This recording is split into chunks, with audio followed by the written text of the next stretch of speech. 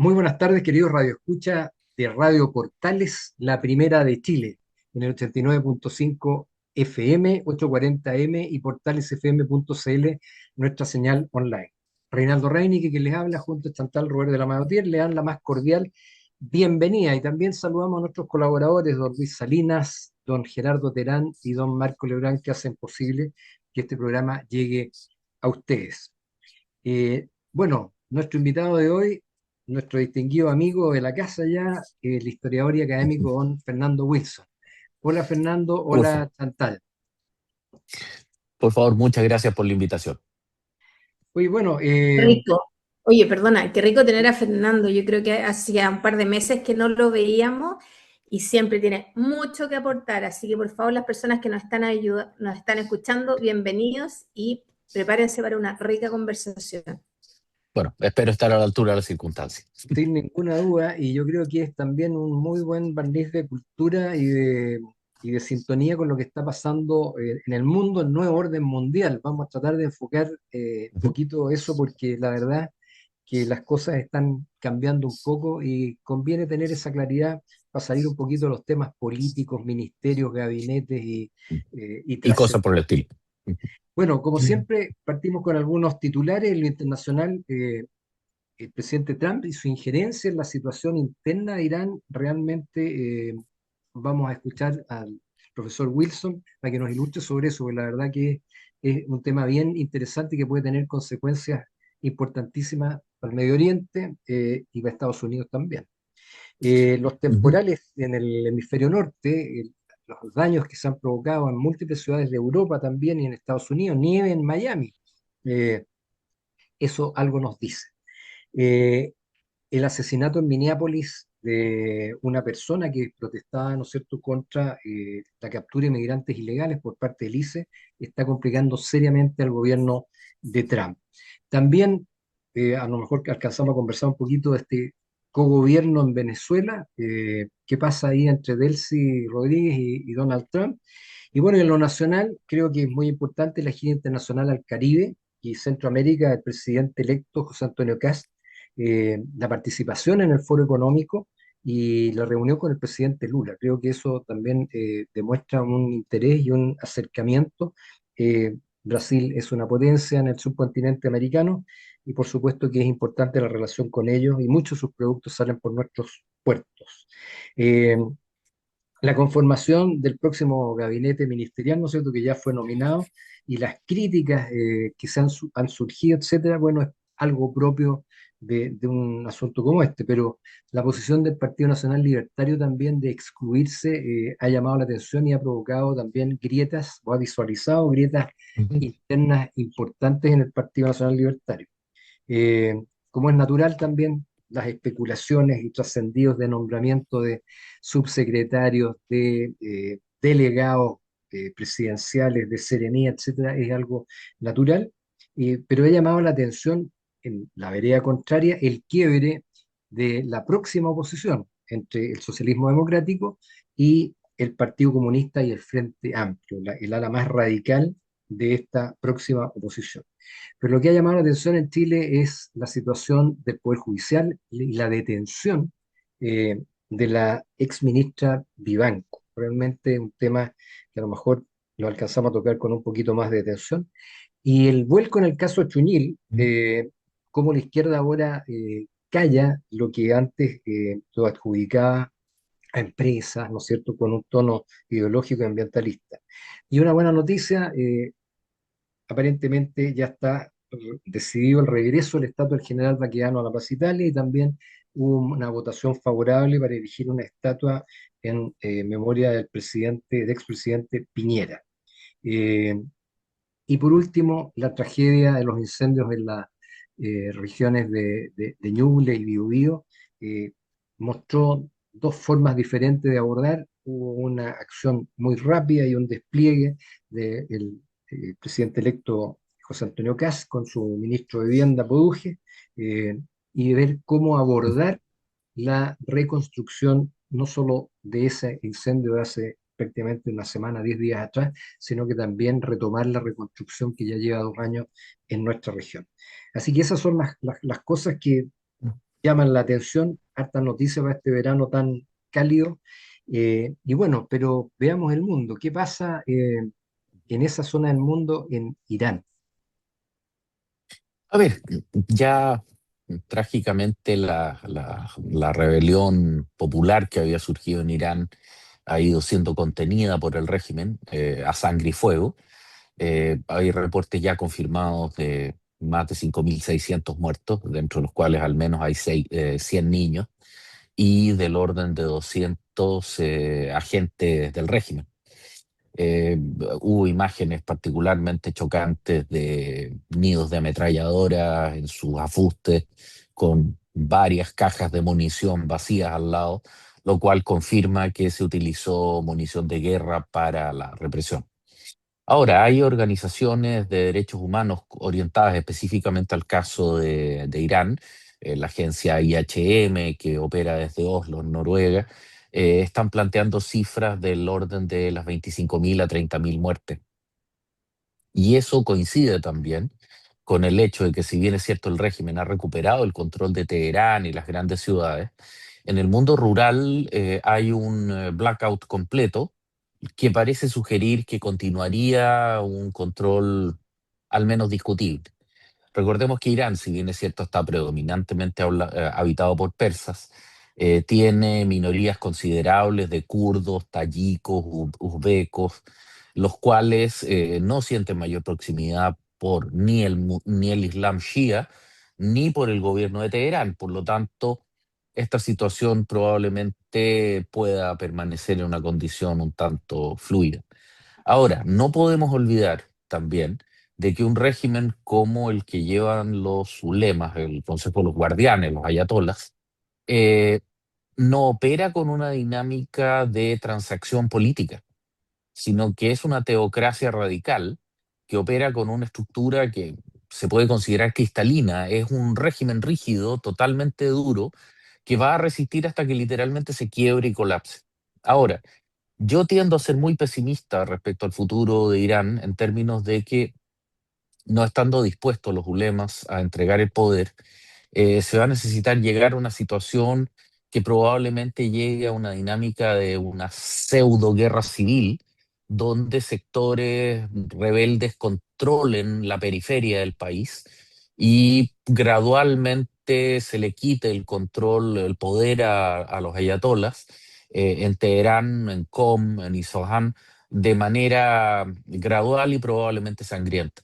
Dicho en brutal, una situación parecida a la de Siria es más probable que un, digamos, cambio de régimen a la occidental rápido y, por más que sea sangriento, de tipo decisivo. Esto va a tomar un tiempo y lamentablemente no va a ser bonito. Y la presencia, perdón, y la presencia de la flota norteamericana, el grupo de batalla, el Ujú, portaaviones Lincoln, ¿cómo puede afectar para uno u otro lado? ¿Podría ujú. exacerbar a todas estas grandes protestas que se produjeron, digamos, una paralización completa del país? A ver, sería un espejismo y un error brutal, porque una intervención norteamericana en Irán confirmaría el discurso del régimen. Es decir, el régimen de los ayatolás, que se ha referido a Estados Unidos como el gran Satán desde la Revolución Islámica del 79 hasta el día de hoy, confirmaría su condición y su definición si es que Estados Unidos interviniera en esto. Ahora, se ha hablado de herramientas intermedias, por ejemplo, un bloqueo marítimo, dañar la capacidad de exportación de petróleo, pero todas ellas llegan finalmente al mismo proceso.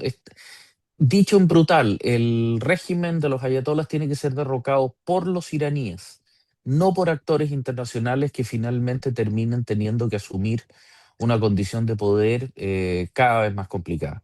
Ahora, el verdadero problema de la presencia de estas unidades norteamericanas en la zona es que el régimen de Donald Trump se encuentra seriamente complicado por las dos muertes en la ciudad de Minneapolis, en el estado de Minnesota, y por una escalada que ya está comenzando a trizar al propio partido republicano en el poder, generando serios cuestionamientos. El candidato a gobernador republicano se bajó ayer miércoles y, precisamente aludiendo a la reacción, al hecho de que el Border Patrol, con su ahora siniestramente famoso comandante, el director Gregory Bovino, y el Homeland Security en general, está fuertemente cuestionado y todo esto está generando una tormenta perfecta para Trump frente a las elecciones de medio término, las midterms. Por lo tanto, es un escenario francamente complicado y podemos ver primero el tema de Groenlandia y ahora el tema de Irán como eventuales salidas típicamente trampistas, es decir, escapar hacia adelante creando una crisis internacional para evitar tener que enfrentar la crisis interna. Chantal. Oye, Fernando, y a mí me gustaría saber qué están haciendo las organizaciones internacionales frente a lo que está pasando en Irán, porque claramente ahí hay una masacre de civiles, de Sí, muchas no, y mujeres, brutal. niños. Sí, ¿Y qué sí. dicen las organizaciones internacionales? A ver, ¿O qué pueden hacer? A lo mejor no pueden hacer claro, mucho. para ser justos, órganos como ACNUR, UNICEF, UNESCO en lo que es la preservación de patrimonio histórico, particularmente Persépolis, los grabados de Behistún, etcétera, han, digamos, definido o emitido documentos condenatorios. Pero nuevamente tenemos que recordar que las Naciones Unidas y el sistema internacional carece de una capacidad coercitiva real. Por lo tanto, se requiere la buena voluntad de las contrapartes y en ese sentido la capacidad de intervención es prácticamente nula.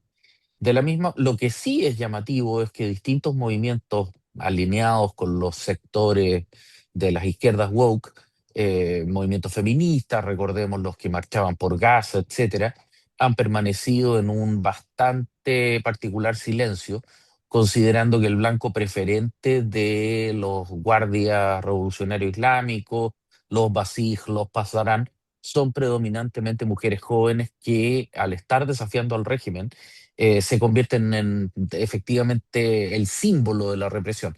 A ver, tenemos que recordar que el problema central es que Irán vivió una prosperidad importante hasta la Revolución Islámica. Irán es la sociedad más laica de toda Asia Central y Medio Oriente. Eh, Hubo candidatas iraníes en el concurso Miss Universo hasta la Revolución.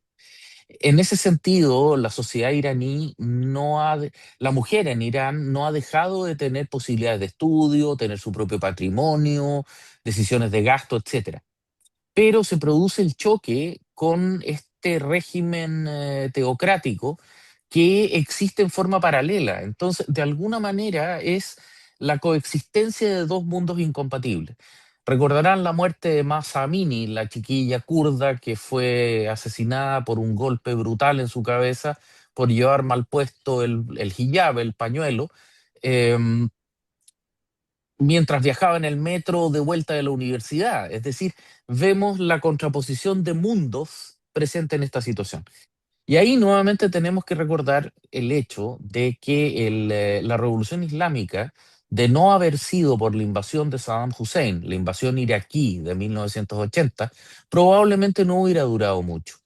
Sin embargo, como el nacionalismo persa es tan fuerte, la nación iraní se reunió en torno a los ayatolas para enfrentar la invasión y posteriormente una guerra espantosa de 8 años que causó 3 millones de muertos en Irán y 1,5 millones en Irak. Es decir, de alguna manera los ayatolas se vieron confirmados en el poder.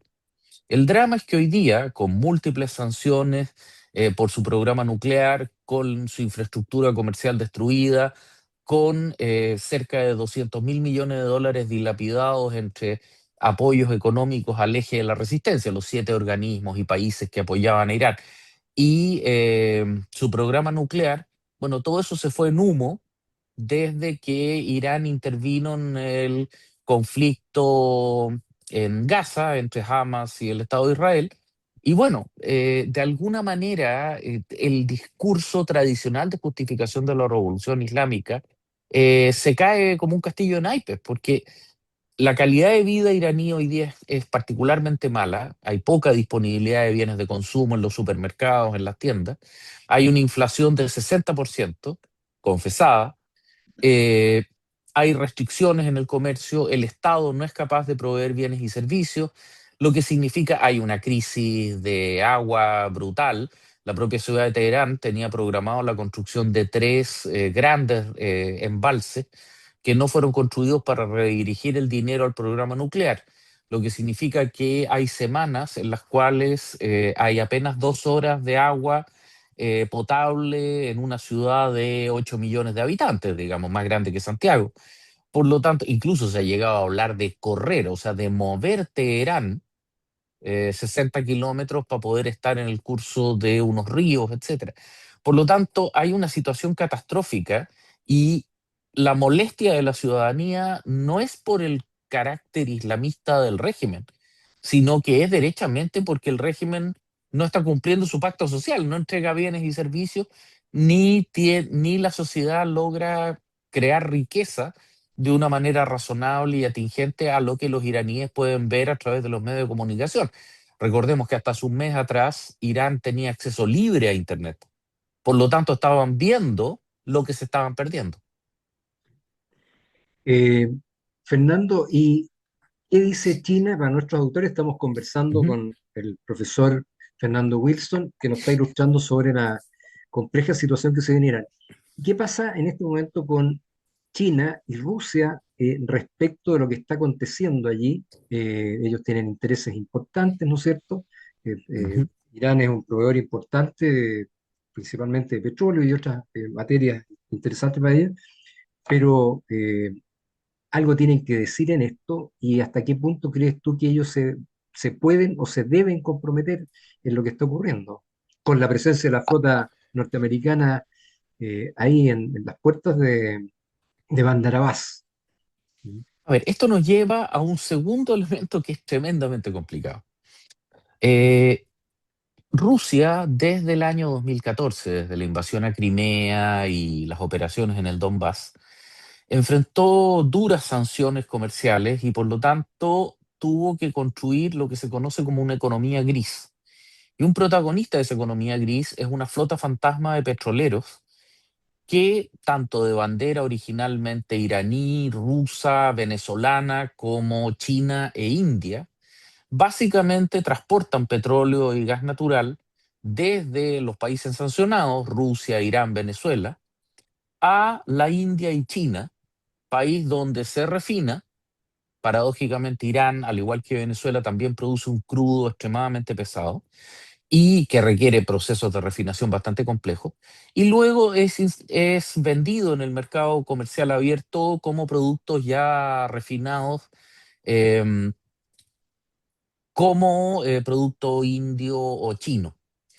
¿Cuál es el drama en este momento? Que con la captura de petroleros frente a la costa venezolana y posteriormente en el Atlántico Norte, la Armada norteamericana capturó un petrolero que cambió 3 veces de nombre, finalmente fue capturado como Marinara, y finalmente la Armada francesa ha procedido a capturar 2 petroleros más, uno de ellos la mañana del martes recién pasado, afectando gravemente la capacidad no solamente de esta flota fantasma de continuar funcionando, sino que el flujo de caja a estos estados, porque si el petróleo no llega a China o India, no es refinado, no es vendido y no hay dinero para Rusia y para Venezuela, China, etcétera.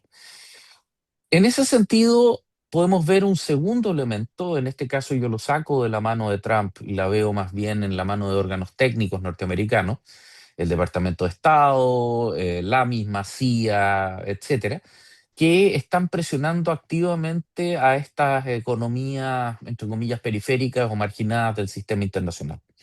Una noticia que pasó relativamente desapercibida es que no solamente se le prohibió a Venezuela proveer petróleo y gas natural a Cuba, sino que también se presionó al régimen o a la administración de Claudia Sheinbaum en México para que haga lo mismo. Esto deja a Cuba en una condición catastrófica, es decir, y que podemos comenzar a ver ya como si es que eso se sostiene, como un inicio de un final.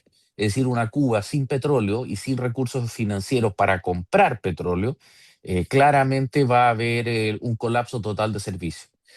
Por el otro lado, una Rusia y un Irán sin flujo de caja se enfrentan a situaciones francamente catastróficas.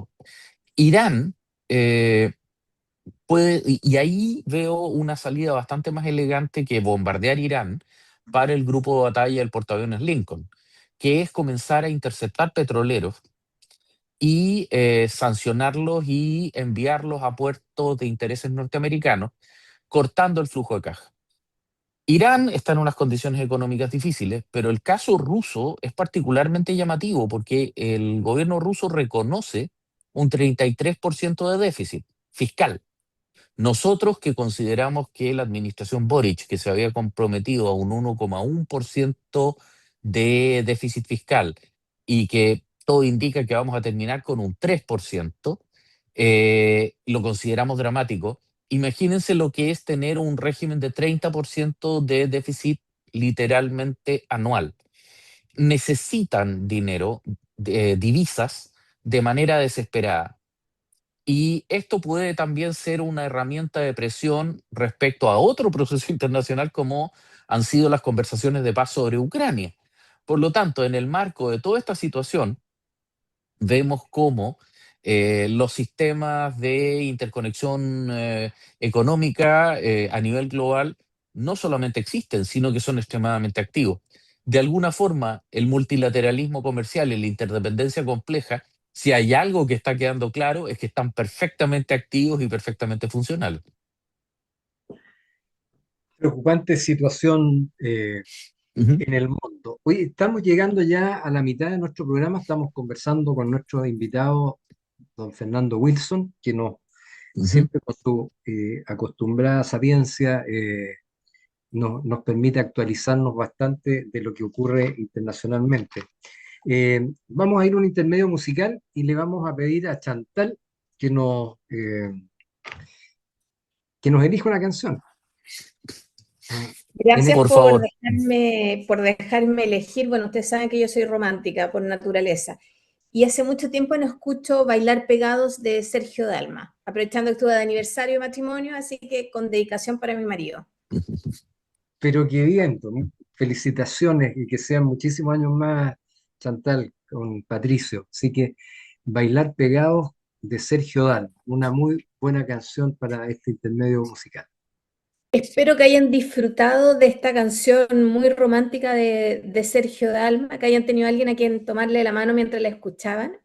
Y volvemos con nuestro interesante y siempre bienvenido aquí colocutor, don Fernando Wilson. Para que quienes no lo conocen, es un historiador de primera que tenemos.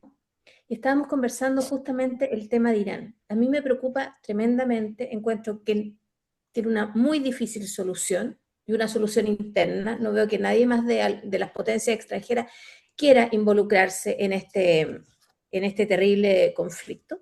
Y lo que a mí me llama la atención es un poco, el otro día estuve con Karin Meyer, que para quienes no saben es la jefa Ujú. de Defensa y Relaciones Internacionales del Ministerio de Defensa, y ella hablaba que durante la década del 2010 teníamos unos 40 conflictos dando vuelta. Y hoy día en la década del 2020, que aún no termina, tenemos más de 56.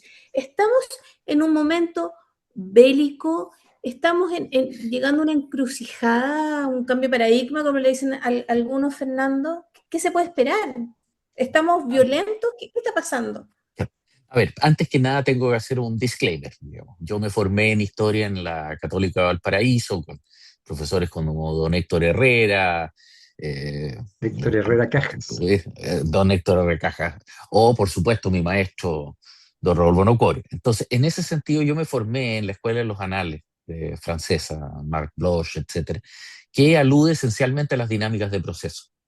En esa situación, esquemas como los que menciona, siendo datos perfectamente reales, de alguna manera esconden eh, el proceso en la larga duración, es decir, o en este caso la mediana duración.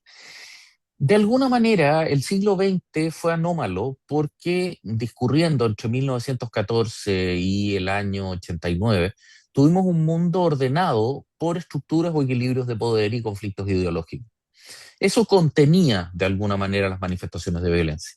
Hoy día, sin embargo, estamos volviendo a un escenario de vacíos de poder generado por la paradoja que tiene Estados Unidos, que ha logrado insertar su cultura nacional a nivel global, a través de avances tecnológicos, etcétera, pero a la vez no tiene el afán imperial que tuvo en su momento, por ejemplo, Gran Bretaña con la Pax Británica o la carga del hombre blanco con todo lo que fue la expansión colonial europea. Ahora, en esa situación, lo que tenemos es básicamente un cambio importante, tectónico, digamos, en términos, ahora que está de moda el término, en términos de la decadencia de la Rusia postsoviética y por el otro lado, la emergencia de dos potencias, como es el caso de la República Popular China, que hoy día está enfrentando crisis internas importantes. Han habido incluso hasta rumores de golpe de Estado, Xi Jinping en una posición compleja, las Fuerzas Armadas cuestionando su liderazgo, etcétera. Y la India de Narendra Modi, que si bien más atrás, claramente va subiendo. En un escenario así, claramente los cambios en términos de estructuras de hegemonía generan inestabilidades estructurales y en paralelo a eso tenemos un mundo con vacíos de poder, por lo tanto, inexorablemente hay más conflictos. Además, tenemos un cambio geoeconómico brutal en términos de que el eje económico mundial dejó de ser el comercio transatlántico entre América del Norte y Europa y ahora es básicamente transpacífico. Lo cual significa, dicho sea de paso, el viejo dicho de que Chile era un país pequeño al final del mundo, ya no es real, porque en un mundo de calidades no somos pequeños y estamos en palco, digamos, es decir, somos dueños de aproximadamente un tercio de la costa del cuadrante del Pacífico Sureste, digamos, por lo tanto, estamos y somos vitales para la salida de productos mineros, agrícolas, etcétera, de toda la cuenca de América del Sur. Volviendo al tema, nos encontramos, por tanto, en un escenario donde hay vacíos de poder y donde el recurso a la fuerza dura o al poder duro cada día es más prevalente. Pero ojo, esto no significa necesariamente guerras, sino que existen múltiples otras herramientas de uso de poder, donde el elemento crítico es la búsqueda de objetivos estratégicos, o al decir de Clausewitz, estados finales deseados, a través de los cuales se puede aproximar a través del conflicto híbrido. No me atrevo a llamarlo declaradamente guerra híbrida, pero por ejemplo el uso de sanciones económicas, de las cuales Donald Trump se ha convertido en un verdadero especialista, las famosas aranceles aduaneros, o las restricciones de acceso a tierras raras por parte de China, todos ellos van generando dinámicas a través de las cuales ciertamente hay un proceso de conflicto y de choque. Hace unos días atrás apareció el hecho de que, como relámpago en un cielo azul, digamos, China ahora postula para ser sede del órgano de las Naciones Unidas de los Océanos, es decir, del acuerdo de BNJ. A ver, esto era un acuerdo, era una pugna entre países medianos pequeños, Chile y Bélgica, o más bien Valparaíso y Amberes. Y ahora nos encontramos con que entra China como elefante en la cristalería, y no creo que esto sea casual, sobre todo considerando que la prohibición final del establecimiento de un observatorio conjunto entre la Universidad Católica del Norte y algunos órganos chinos, orientado teóricamente al estudio de la basura espacial, pero también de los satélites norteamericanos, digamos. Es decir, de alguna forma nos encontramos en un mundo en el que hay flujos de poder en los cuales naturalmente surgen mayores conflictos. La gran ventaja, por el contrario, respecto a los conflictos de la segunda mitad del 19, es que son conflictos de mucho menor intensidad y, salvo algunos conflictos africanos, de mucho menor mortalidad.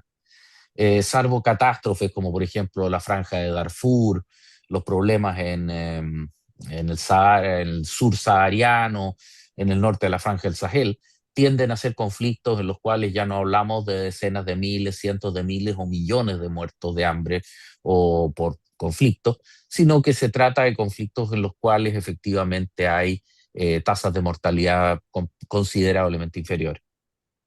Eh, Algo de consuelo que haya. sí, oye, y respecto de lo que está pasando con Groenlandia y esta suerte de conflicto que se ha generado con Europa, sobre todo por las declaraciones imprudentes del presidente Trump, que incluso ha filtrado correos personales o privados con el presidente Macron. A ver, primero que nada hay que aclarar que si existe un conflicto artificial es Groenlandia. Estados Unidos tiene, desde 1951, 3 años después de que se fundó la NATO, un tratado con Dinamarca que le permite instalar lo que quiera en Groenlandia sin ningún tipo de restricción danesa.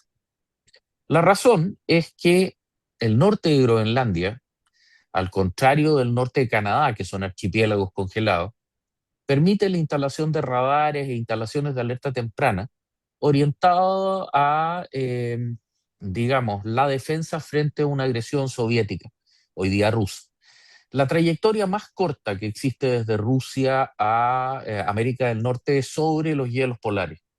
Por lo tanto, hay una enorme cantidad de radares de alerta antibalística que son parte de una red conocida como NORAD, North America Air Defense, que integra Canadá, Dinamarca en lo que a Groenlandia atañe y por supuesto los Estados Unidos, Alaska, etc.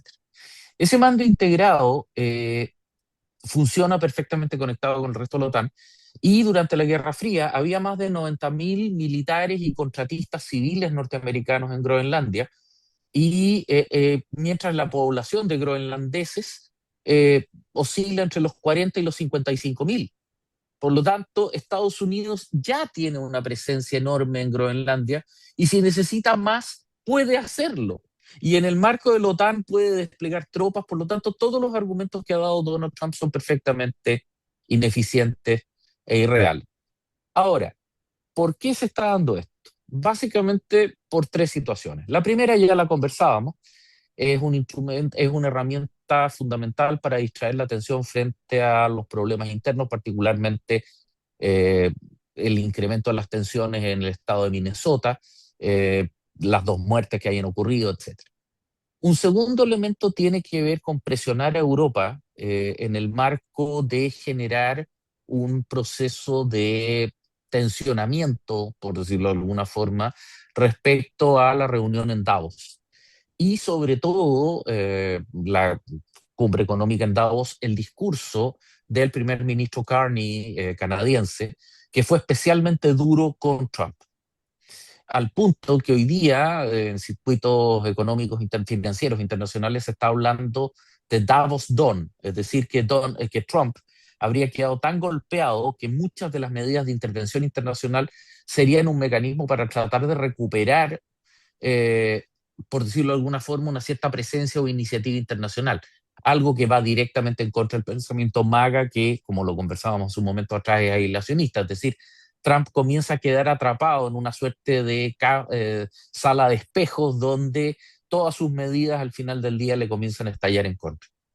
Acciones absolutamente incomprensibles como su vulgaridad y derechamente grosería con distintos presidentes europeos, develar WhatsApps y comunicaciones personales con el presidente Macron, etcétera. Lo único que redundan finalmente es en aislar a Trump de cualquier otro liderazgo internacional y básicamente que todos sus socios occidentales entren en un modo de espera, básicamente hibernar a 3 años plazo para esperar a que simplemente Trump salga y considerarlo como un momento desagradable que le van a cobrar a todos los próximos presidentes norteamericanos.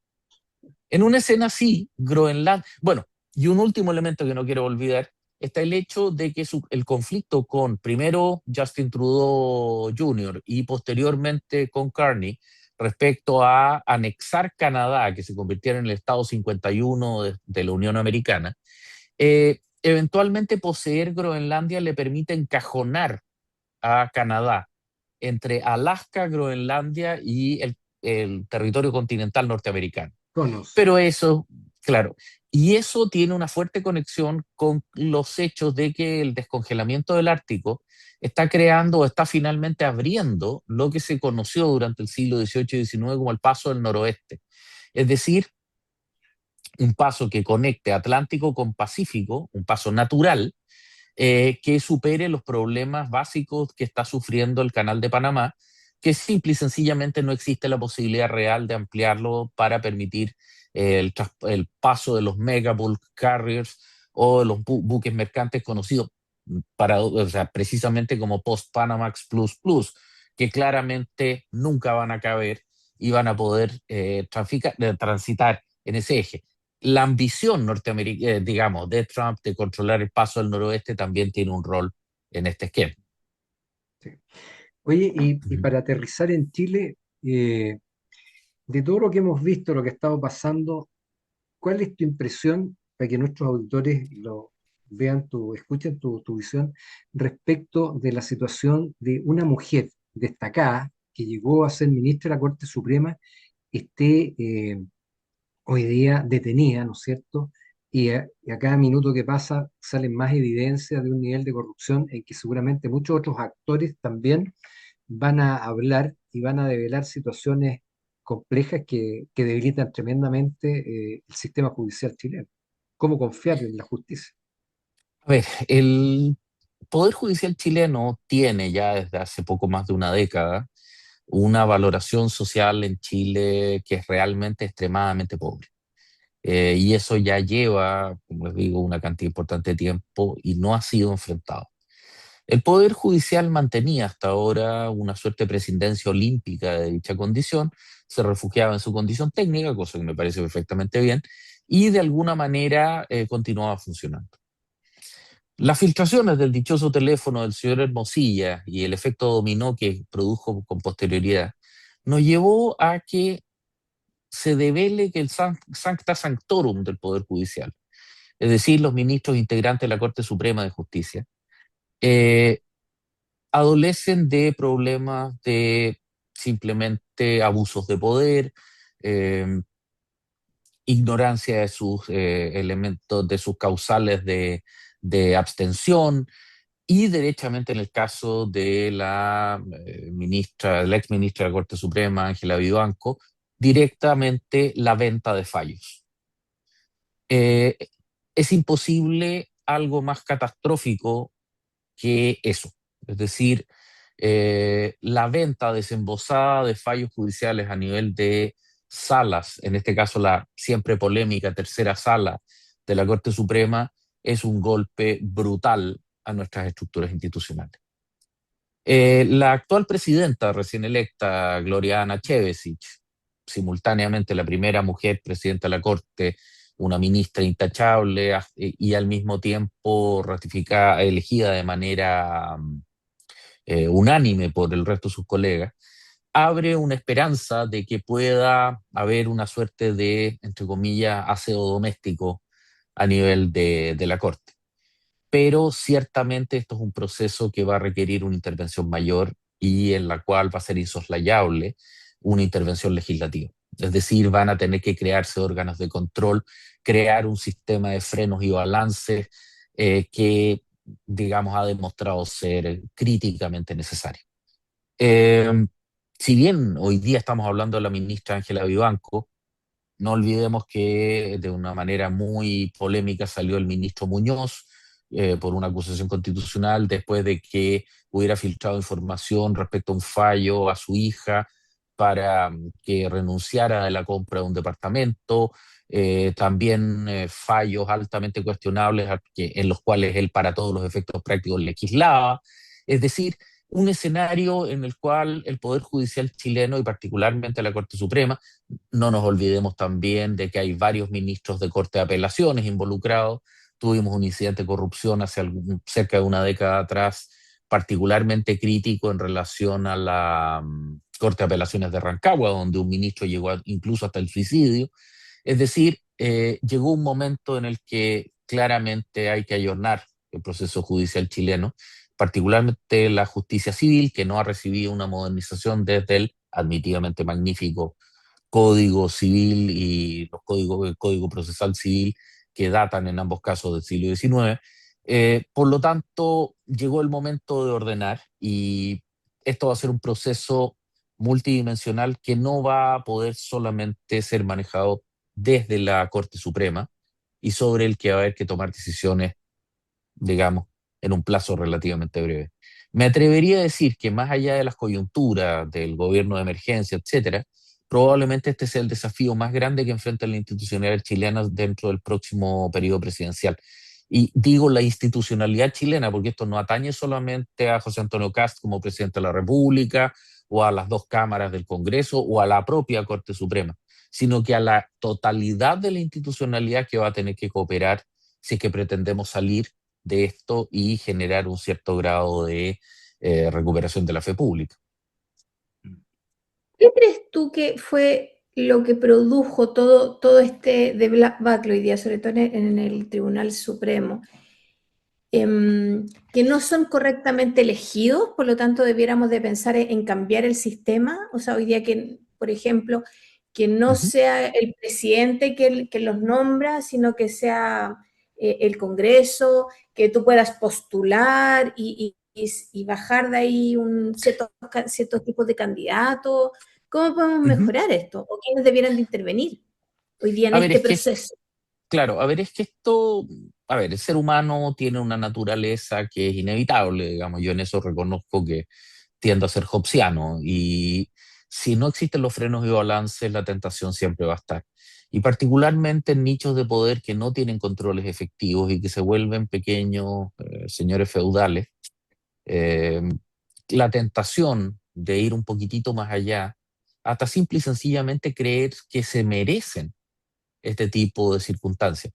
El patrón de comportamiento de la señora Vivanco, los actos desembosados de ostentación de la riqueza mala vida, viajes al extranjero, etcétera, demuestran que no había un intento real de esconder esto. Hubo un momento en que el viejo dicho griego, digamos, que los dioses a los que quieren destruir primero los hacen soberbios, digamos, la ibris, la desarmonía, el caos, la arrogancia, se nota nítidamente en esta situación. Tiendo a creer que más que el tema de los nombramientos, que perfectamente puede ser mejorado, por favor, el tema es cómo crear un órgano autónomo que tenga capacidad de supervigilancia y control. Y en ese sentido me parece que una exigencia directa es un órgano de control de enriquecimiento en el sentido que todos los miembros del Poder Judicial, funcionarios, jueces de los distintos niveles, entreguen todos sus datos financieros para que este órgano, una suerte de UAF, de unidad de análisis financiero, pero específica del Poder Judicial, pueda estar permanentemente revisando la evolución de ingresos del personal. El Estado chileno ya tiene órganos así, las mismas Fuerzas Armadas tienen Pero, eso. sí, tenemos la declaración de patrimonio, de intereses y patrimonio. Eso no se hace una vez al año. No debieras de ahí tener en el fondo el primer llamado a la atención, que una declaración de patrimonio aumente considerablemente al año siguiente. Pero el problema es quién controla que lo que esté en esa declaración de patrimonio sea real. Ya se ha descubierto en reiteradas ocasiones a parlamentarios que la falsifican derechamente o que omiten elementos fundamentales de su patrimonio. Recordemos también que en el caso de varios escándalos de estos ministros de la Corte de Apelaciones de Rancagua, habían omitido 2/3 de sus bienes inmuebles, de sus casas, que tenían una cantidad de bienes, y Porque hoy luego día, perdón, es surge, súper fácil con los sistemas computacionales que tenemos hoy en día. O sea, pero para eh, eso tiene que existir la voluntad. Y hoy día, al no existir un órgano técnico dedicado a eso, el juez visitador de la Corte de Apelaciones de Santiago, que le toca revisar las declaraciones de patrimonio de los ministros de la Corte Suprema, él mismo queriendo ser ministro de la Corte Suprema, ¿está dispuesto a desafiar a esos actores? Evidentemente no lo va a hacer. Y por lo tanto, vuelvo a insistir, en este tipo de circunstancias tiene que existir un órgano totalmente autónomo que haga esa función y que sea capaz de cumplir esos roles y esas circunstancias. Bueno, Eh, como la comisión que asigna una Contraloría Interna. una Contraloría Interna, bueno, y también llegar a este absurdo de esta comisión que existe en el Congreso, ¿no es cierto?, que fija las remuneraciones, etcétera, que uno dice, perdón. el gato cuidando la carnicería. El gato cuidando la carnicería, dicho en buen latín, digamos, ¿ah? Así Bueno, que, es que en ese sentido, la comparación con los órganos que tienen los británicos o los norteamericanos, la GAO o la NAO, que es una suerte de supercontraloría con esteroides, son extremadamente potentes porque son un órgano con formación completamente separada y que no tienen ningún tipo de contacto o roce. Por lo tanto, tienen total autonomía. De hecho, operan en forma autónoma, en forma secreta.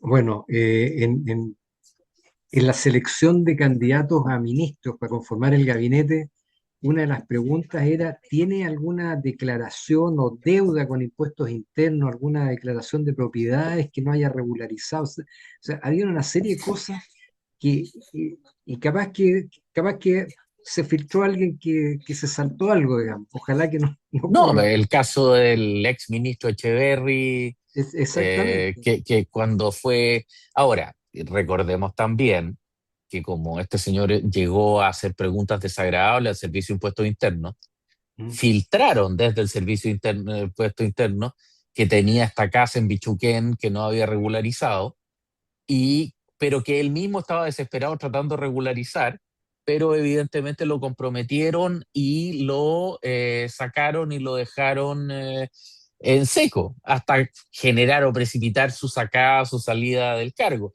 Es decir, vuelvo a insistir, un sistema administrativo como el nuestro, con un estatuto administrativo que hace poco menos que imposible remover un funcionario de carrera o de planta, Mm. eh, todos los estímulos están para que esta gente intente preservar su posición de privilegio y todo aquel que llega a alterar la paz de los cementerios, como decía Diego Portales, digamos, un peso de la noche, rápidamente, bueno, hoy día con redes sociales una filtración resuelve tantas cosas en este Exactamente. escenario. Oye, bueno, y ojalá que con la llegada de la ministra Chevesich a la presidencia de la Corte Suprema, la llegada de dos Confiemos en ello. mujeres que ha demostrado su efectividad, ¿no es cierto?, y compromiso con la corrección de los actos, de la ética del trabajo, y ojalá que también al Servicio de Impuesto Interno llegue alguna figura como esa, femenina a lo mejor va a ser, ¿ah? Eh, para poner un poquito de orden en esto, porque creo que lo necesitamos. Cuando se dice que se pueden Ciertamente. recortar 6.000 millones de pesos, hoy día conversaba con una persona que trabajó en un ministerio, precisamente en la parte administrativa y de finanzas, eh, diablos que, diablo que se puede A ahorrar, ver, diablo que se pero puede sí, ahorrar. por ¿Mm? favor, solamente el subsidio al Transantiago y sus fondos espejo son más de 3.000 millones de dólares al año. Así Solo que, eso. bueno, mi querido ¿Mm? Fernando, y a nuestros queridos auditores también, muchas gracias por su tiempo, por esta clase magistral que nos ha dado lo que está pasando en la actualidad en el mundo. Y bueno, y ya te tendremos prontamente, sobre todo después de que asuma el gobierno, porque va a ser una luna de miel muy corta probablemente, y ya los ministros se encuentran trabajando y tratando de armar sus equipos, que Ujú. no es tarea fácil. Así que muchas gracias. Gracias, Chantal, también por acompañarnos. Y será hasta pronto. Te dejo los micrófonos, Chantal, para que te despidas del profesor Wilson. Ujú. Muchas gracias por la invitación. Espero que hayan aprendido algo todas las personas que nos están No, escuchando. por favor. Sí, eso. Oye, es que es muy entretenido. Yo creo que hay cosas que desconocemos muchas veces y tenemos que hoy día leer un poquito más, escuchar un poquito más. Yo creo que la mayoría hoy día no nos gusta ver las noticias, pero yo creo que es importante saber lo que está pasando Ujú. en el mundo y por qué está pasando. Nada es al azar. Así que muchas gracias, Fernando, por acompañarnos. Espero que todos se hayan entretenido y tengan un buen regreso a sus casas. Por favor, muchas gracias a ustedes por la invitación. Por favor, si la gente sabe mucho más de lo que se cree, lee mucho más de lo que se cree, lo que pasa es que normalmente los ignorantes son los que llegan a las noticias, digamos. Pero la verdad es que este es el típico tema cuando uno se queja de los alumnos porros y se olvida de los alumnos que hacen la pega, leen los libros. Claro, no son noticias, pero son mucho más los cabros buenos y estoy seguro que son mucho más los ciudadanos interesados y que funcionan y todo. Eh, Ojalá que haya sido entretenido no haberlos lateado demasiado, así que por favor, a la disposición cuando estimen pertinente. Bueno, muchas gracias y los dejamos cordialmente invitados para el próximo jueves 5 de febrero. Se nos fue el primer mes del año. Muy buenas tardes. Feliz regreso a casa.